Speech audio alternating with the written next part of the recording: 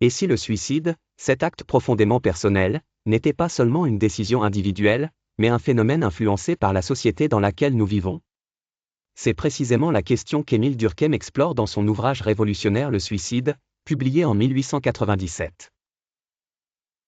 Durkheim, sociologue français et pionnier dans son domaine, s'efforce de démontrer que le suicide peut être étudié scientifiquement. Il analyse les facteurs sociaux qui influencent ce phénomène et développe une classification qui reste incontournable aujourd'hui.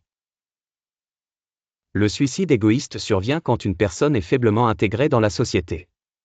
Les individus isolés, célibataires ou éloignés de leur communauté y sont les plus vulnérables. À l'inverse, le suicide altruiste résulte d'une trop forte intégration sociale.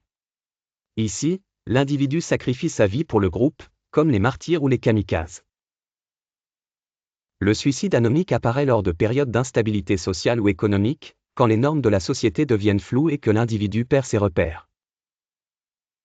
Enfin, le suicide fataliste, bien moins fréquent, est causé par une régulation excessive, où l'individu se sent écrasé par des règles oppressives et sans issue. Durkheim identifie plusieurs facteurs influençant les taux de suicide. La religion, les protestants, moins communautaires que les catholiques ou les juifs, présentent des taux de suicide plus élevés. La famille, les personnes mariées et avec enfants se suicident moins que les célibataires. Les crises économiques, elles augmentent les suicides, car elles brisent les normes sociales établies. Pour Durkheim, le suicide est un indicateur de l'état de santé morale d'une société.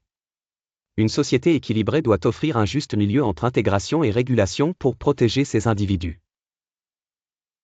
Bien que publié il y a plus d'un siècle, le suicide reste une référence incontournable en sociologie. Il montre que même les actes les plus personnels sont influencés par des forces collectives, une idée qui continue de façonner notre compréhension des comportements humains. Le suicide est, en apparence, l'acte le plus individuel, mais il est aussi profondément social. Émile Durkheim.